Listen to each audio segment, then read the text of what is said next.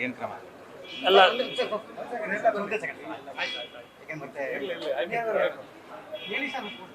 ಸೋಮಶೇಖರ್ ಅವರು ಮತ್ತು ಹೆಬ್ಬಾರ್ ಅವರು ಸೇರಿ ಎಲ್ಲ 66 ಮಂದಿಗೆ ಕೂಡ ವಿಪ್ ಇಶ್ಯೂ ಮಾಡಿದ್ದೇವೆ. ಈಗಾಗಲೇ ತಮಗೆ ನಾನು ಹೇಳಿದ್ದೇನೆ. ಈಗ ಅದರಲ್ಲಿ ಹೆಬ್ಬಾರ್ ಅವರು ಇನ್ನೂ ಬಂದಿಲ್ಲ. ಅವ್ರು ಬಂದು ಮಾಡ್ತಾರೆ ನಮಗೆ ಅಂತಕ್ಕಂಥ ವಿಶ್ವಾಸ ಇದೆ. ಬಟ್ ಏನಾಗುತ್ತೆ ಗೊತ್ತಿಲ್ಲ. ಆದರೆ ಏನು ಸೋಮಶೇಖರ್ ಅಡ್ಡ ಮತದಾನ ಮಾಡಿದ್ದಾರೆ ಅದರ ಬಗ್ಗೆ ಸ್ಪೀಕರ್ಗೆ ದೂರು ಕೊಟ್ಟು ಖಂಡಿತವಾಗಿ ಅವ್ರ ಮೇಲೆ ಶಿಸ್ತು ಕ್ರಮ ಕೈಗೊಳ್ಳೋದಕ್ಕೆ ಪಾರ್ಟಿ ಈಗಾಗಲೇ ನಿರ್ಧಾರ ಮಾಡಿದೆ. ಖಂಡಿತವಾಗಿ ಯಾವುದೇ ಪರಿಸ್ಥಿತಿ ಒಳಗಡೆ ಪಾರ್ಟಿ ಏನು ತೀರ್ಮಾನ ಮಾಡುತ್ತೆ ಅದಕ್ಕೆ ನಾವೆಲ್ಲರೂ ಕೂಡ ಬದ್ಧರಾಗಿರ್ತೇವೆ. ಅವ್ರ ಮನೆಗೆ ಕೊಟ್ಟು ಬಂದಿದ್ದೀವಿ. ಸೋಮಶೇಖರ್ ಮನೆಗೆ ಕೊಟ್ಟಿದ್ದೀವಿ. ಅವ್ರು ವಾಟ್ಸಪ್ನಲ್ಲೂ ಕಳಿಸಿದ್ದೀವಿ. ಅವ್ರು ಫೋನ್ ಮಾಡಿ ನಾನು ಹೇಳಿದ್ದೀನಿ.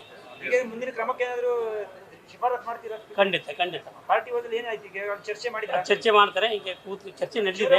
ಕಾಂಟ್ಯಾಕ್ಟ್ ಇದ್ದಾರಾ? ಅವ್ರು ಈ ಥರ ಬರ್ತೀವಿ ಅಂತ ಹೇಳಿದ್ದಾರೆ. ಅವ್ರು ಇನ್ನೂ ಬಂದಿಲ್ಲ. ಬಂದು ಮಾಡ್ತಾರೆ. ವಿಪ್ ಕೊಟ್ಟಿದ್ದೀವಿ. ಅವ್ರು ಸೇರಿದಂತೆ 66 ಮಂದಿಗೂ ವಿಪ್ ಕೊಟ್ಟಿದ್ದೀವಿ. ಸರ್, ಈಗ ಅವರು ವಿಧಾನಸೌಧದಲ್ಲಿ ಓಡಾಡ್ತಾ ಇದ್ದಾರೆ. ಯಾರು? ಶಿವರಾಮ್ ಹೆಬ್ಬಾರ್ ಅವರು ಪಕ್ಷದ ಕಚೇರಿಗೆ ಬಂದಿಲ್ವಾ? ಬಂದಿಲ್ಲ, ಇನ್ನೂ ಬಂದಿಲ್ಲ. ಬರ್ತಾರೆ ಅಂತಕ್ಕಂಥದ್ದಿದೆ. ನೋಡೋಣ. ಡಿಸ್ಕ್ವಾಲಿಫಿಕೇಶನ್ ಮಾಡೋಕೆ ನಿರ್ಧಾರ ಆಗಿದೆ. ಖಂಡಿತ ಶಿಸ್ತು ಕ್ರಮಕ್ಕೆ ಬರಿತೀವಿ. ನಾವು ಆಗಿದೆ ಶಿಸ್ತು ಕ್ರಮಕ್ಕೆ ಬರಿತೀವಿ. ಭಾಳ ನಿರ್ದಾಕ್ಷಿಣ್ಯವಾಗಿರ್ತಕ್ಕಂಥ ಕ್ರಮ ಕೈಗೊಳ್ಳಬೇಕು ಅಂತಕ್ಕಂಥ ತೀರ್ಮಾನ ಮಾಡಿದ್ದಾರೆ. ಸರ್, ಹಿಂದೆ ಕೂಡ ಇದೇ ರೀತಿ ಆಗ್ತಾ ಇತ್ತು. ಆಗ ಇಡೀ ವರ್ಷವಿಡೀ ಎಳೀತಾ ಇದ್ರು. ಸೊ ಇನ್ನೇನು ಇನ್ನೊಂದು ತಿಂಗಳೈತೆ 2 ತಿಂಗಳೈತೆ ಅಂತ ಬೇಕಾದ್ರೆ ಅಲ್ಲ, ಅವಾಗ ಭಾಳ ಸಮೀಪಿತ್ತು. ಈಗ ಇನ್ನೂ ಭಾಳ ದೂರ ಇದೆ. ಈಗಿನ್ನೂ ಸ್ಟಾರ್ಟಿಂಗ್ ಇದೆ ಅಲ್ಲ. ಹಾಗಾಗಿ ಖಂಡಿತವಾಗಿ ನಮ್ಮ ಪಕ್ಷದ ನಿರ್ಧಾರವನ್ನು ಈಗಾಗಲೇ ಮಾಡಿ ಆಗಿದೆ. ಧನ್ಯವಾದ. ನ್ಯೂಸ್ ಫಸ್ಟ್ ನಿರ್ಭೀತಿಯಿಂದ ನಿಮ್ಮ ಪರವಾಗಿ.